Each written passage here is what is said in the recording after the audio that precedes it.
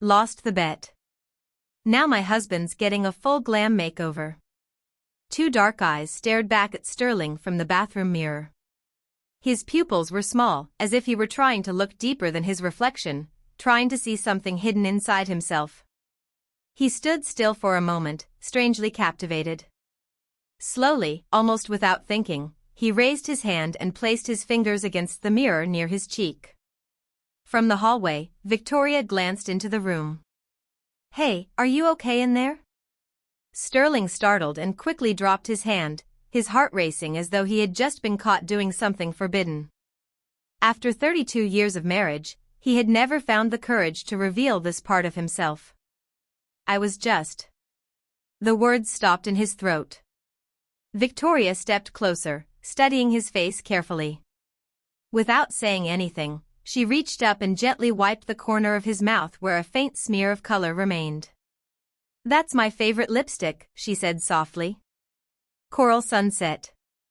Sterling shut his eyes, bracing himself. He expected anger, confusion, maybe even silence that would last forever. Instead, he felt her hand softly cup his cheek. "Look at me." He slowly opened his eyes. Her expression surprised him. She didn't look angry at all. She looked curious. Thoughtful. "How long?" she asked quietly. "Always," Sterling whispered. "Ever since I was young. I wondered what it might feel like to be someone different."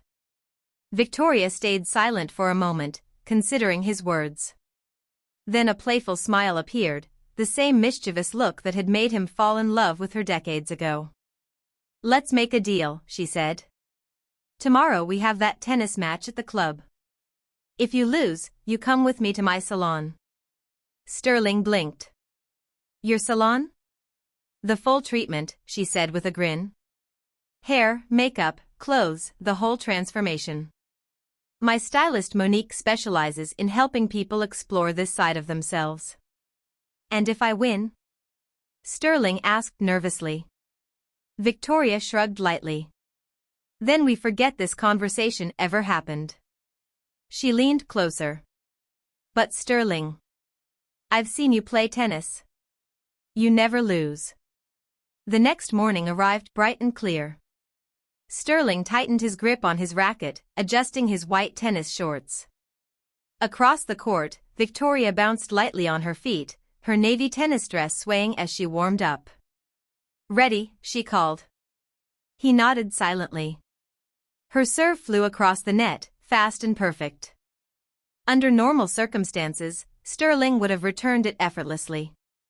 Decades of club tennis had sharpened his reflexes. But this time he swung just a moment too late. The ball sailed past him. 15-love. Victoria's smile grew. The game continued the same way.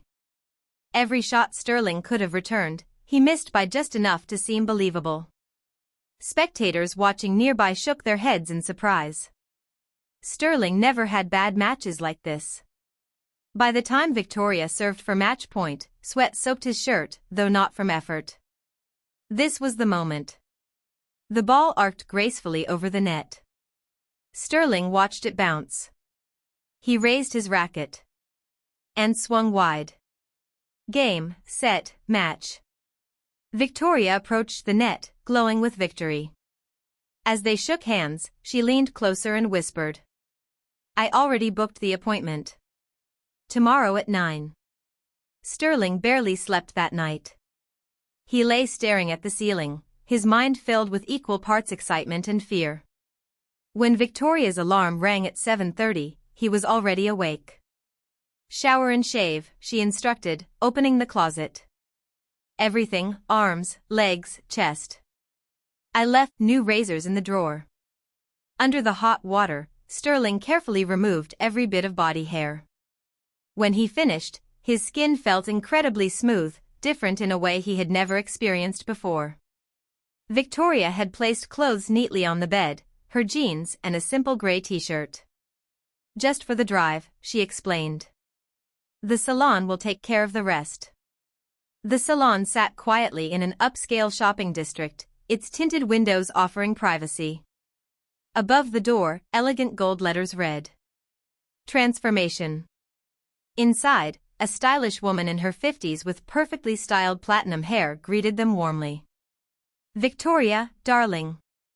She hugged her before turning to Sterling. And you must be Sterling. I'm Monique. Her eyes studied him with professional precision. Oh yes, wonderful bone structure. Those cheekbones alone are going to make this easy. She guided him to a private room lined with mirrors and salon chairs. Let's begin, Monique said cheerfully. First, the hair. I have a beautiful color in mind. Warm, rich, with hints of copper. It'll suit you perfectly. Sterling nodded silently as she draped a cape around his shoulders. Hours passed as the transformation unfolded. Monique added long auburn extensions, blending them expertly with Sterling's natural hair. She cut and shaped soft layers that framed his face. Look at that shine, Victoria said, smiling. Like polished copper. Next came the eyebrows. With careful precision, Monique shaped them into elegant arches. Tiny pinch, she warned with each tweezer pull. But Sterling barely noticed. He couldn't stop staring at the mirror as his reflection slowly changed. Then came the makeup. This will last a few weeks, Monique explained while applying a soft rose tint to his lips. Foundation evened out his skin tone. Gentle contouring highlighted his cheekbones. Warm eyeshadow and mascara made his eyes appear larger and softer. Finally, Monique stepped back with a satisfied smile. Now, she said brightly, clapping her hands once. Time for the fun part. The clothes. Monique rolled in a clothing rack filled with elegant outfits she had carefully chosen. I took the liberty of selecting a few pieces, she said with a confident smile. Victoria told me a little about your style and your build. She lifted the first dress from the rack, a deep burgundy wrap dress made from soft, flowing fabric. This design works beautifully on almost everyone, Monique explained. The wrap shape highlights the waist, and the V-neckline creates a very flattering frame. Sterling slowly stood, his legs slightly unsteady as Monique helped him remove the gray t-shirt and borrowed jeans. From a drawer she produced a neatly folded set of nude undergarments. The right foundation makes all the difference, she said, fastening a bra with light padding. Just enough to give a natural shape. When the dress slipped gently over Sterling's head, the fabric felt smooth and cool against his freshly shaved skin. Monique tied the wrap at the side and adjusted it carefully until the dress draped perfectly. Shoes next, Victoria said, revealing a pair of nude pumps with a small heel. I guessed your size. To everyone's surprise, they fit perfectly. Sterling took a cautious step. Then another. The heels instantly changed everything, his posture straightened, his stride shortened, and the dress moved differently with each step. Accessories, Monique added, placing a delicate gold necklace around his neck. Matching earrings followed, clip-ons designed to look like pierced ones. A slim gold bracelet completed the look. One final touch. She sprayed a soft floral perfume onto his wrists and lightly at his throat. There, Monique said with satisfaction. Ready to see everything together? She turned the chair toward the mirror. Sterling inhaled sharply. The person reflected in the mirror looked almost unfamiliar. Soft auburn waves framed a face that seemed both recognizable and completely changed. The burgundy dress complemented the warm tones in the hair, and the gold jewelry shimmered under the salon lights. Lips tinted rose parted slightly in surprise. What do you think? Victoria asked gently. Sterling stood, instinctively smoothing the dress with his hands. His nails caught the light, neatly shaped with subtle French tips. When did she do my nails, he wondered. I think, his voice trembled slightly. I think I need a new name. Victoria's eyes lit up. I've always liked the name Annie. Annie. The name felt strangely perfect, as if it had been waiting for him all along. Yes, he said quietly. I'm Annie. Monique clapped softly with delight. A wonderful choice. Now, she continued, let me teach you how to keep this look. The next hour turned into a quick lesson in feminine habits. Monique demonstrated how to sit gracefully in a dress, knees together, smoothing the fabric beneath before sitting. She showed Annie how to walk confidently in heels, taking smaller steps and placing one foot carefully in front of the other. She even explained how to touch up lipstick without needing a mirror. Finally, she picked up a brush and ran it gently through the auburn hair. These extensions will last several months if you take care of them, she said. Always brush from the ends upward. She smiled. And the color suits you perfectly. Think of it as your signature look. Annie listened carefully, practicing every movement. The burgundy dress swayed softly as she walked across the salon floor while Victoria watched proudly. How do you feel? Victoria asked while they prepared to leave. Annie paused in front of a mirror. The woman staring back looked confident, genuine in a way Sterling had never quite managed. Like myself, Annie said softly. For the first time. I feel like myself. The drive home was quiet but comfortable. Annie couldn't stop touching her hair, fascinated by the silky texture brushing against her shoulders. When the car turned into their driveway, the same house they had shared for more than 30 years, it somehow felt different. The neighbors, Annie suddenly said nervously. What will we tell them? Victoria gently squeezed her hand. Whatever you want. Or nothing at all. This is your story. Inside the house, Annie walked through the familiar rooms, noticing small things she had never paid attention to before. The dress brushed lightly against the kitchen counter. The heels clicked against the wooden floor, a sound she had heard from Victoria countless times but never experienced herself. Maybe I should change, Annie said uncertainly. Why? Victoria replied with a smile. You look beautiful. She grabbed her purse. Besides, we need groceries. Perfect chance to try out the new you.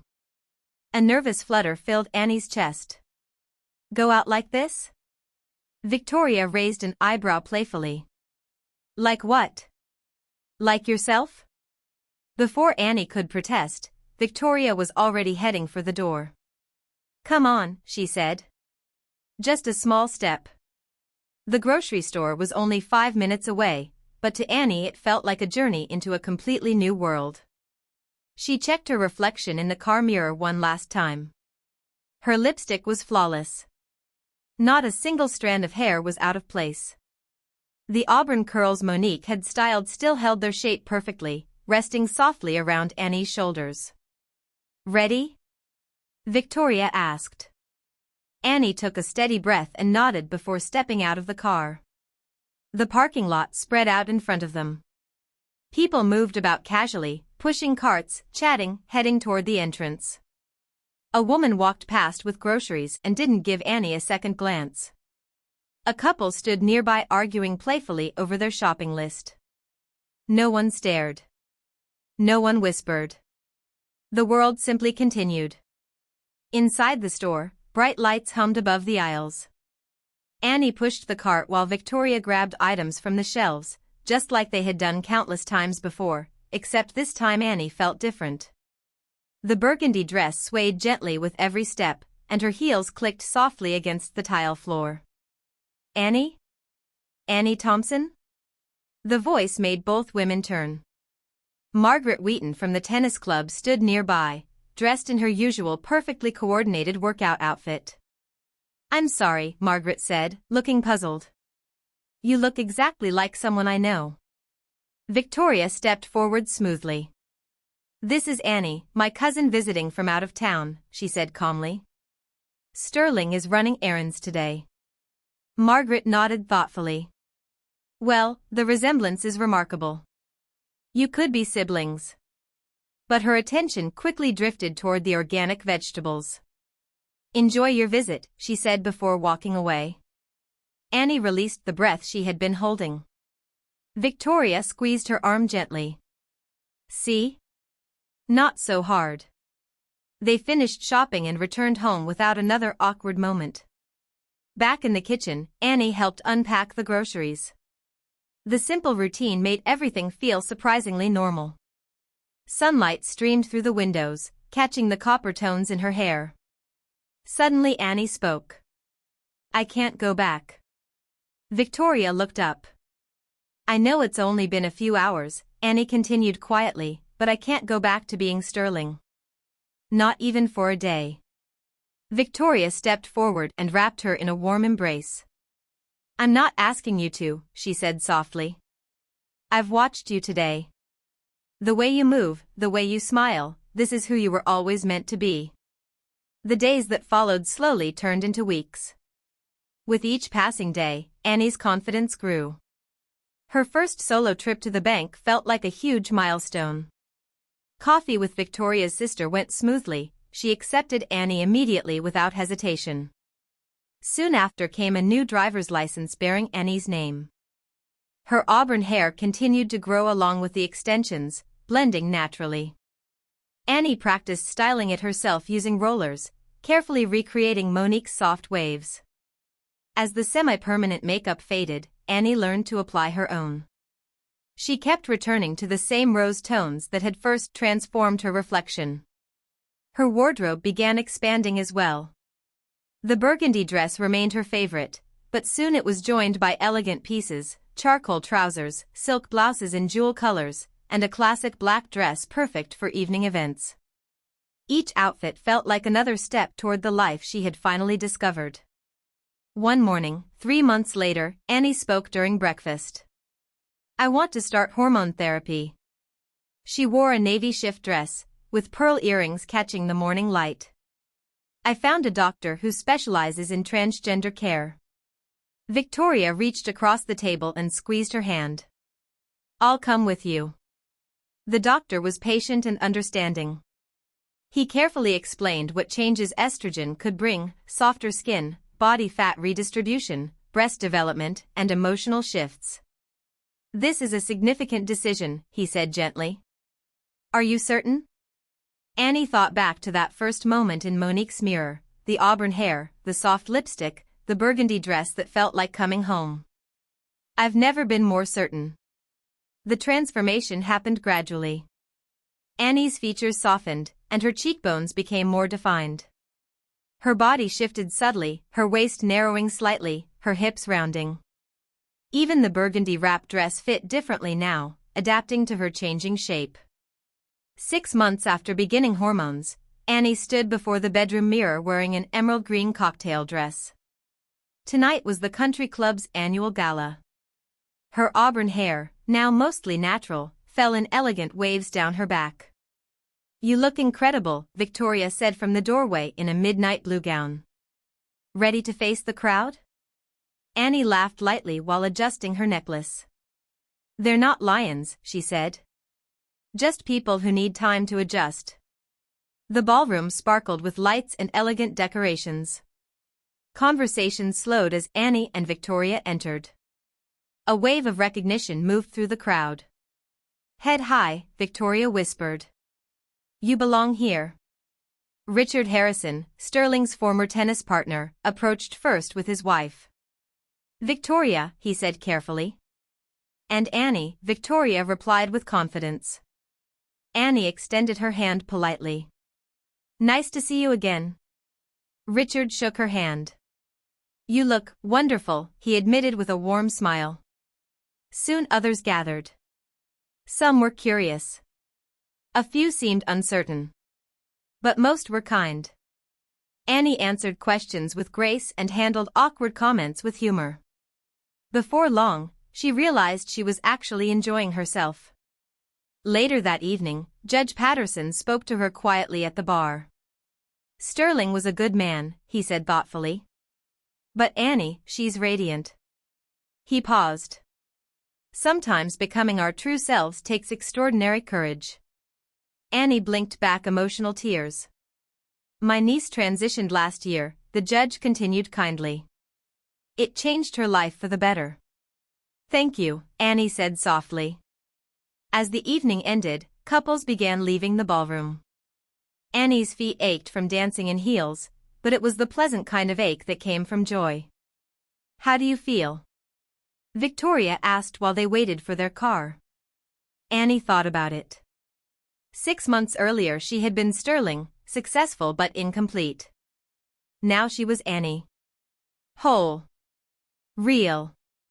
"Like myself," she said, squeezing Victoria's hand. Finally. During the drive home, Annie caught her reflection in the car mirror. Soft auburn hair. Rose-colored lips. Bright eyes. "No regrets?" Victoria asked. "Only one," Annie replied. "That I waited so long to become who I truly am."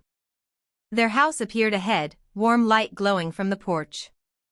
Tomorrow would bring new challenges, documents to update, appointments to attend, conversations to navigate. But tonight Annie was simply a woman returning home with the person she loved. The lipstick that started everything rested inside her purse. Coral Sunset. Victoria's favorite shade. Now Annie's too. "Thank you," Annie said quietly. "For seeing me before I could see myself." Victoria smiled warmly. "I've always seen you," she said. "I was just waiting for you to catch up." Inside the house, Annie slipped off her heels with relief. Tomorrow she would wake up, style her hair, apply her makeup, and choose from a wardrobe that finally felt like it belonged to her. But tonight she was simply Annie Thompson, a woman, a wife, and finally her authentic self. The journey from sterling to Annie had been about far more than a makeover. It was the discovery of truth, and the courage to live it.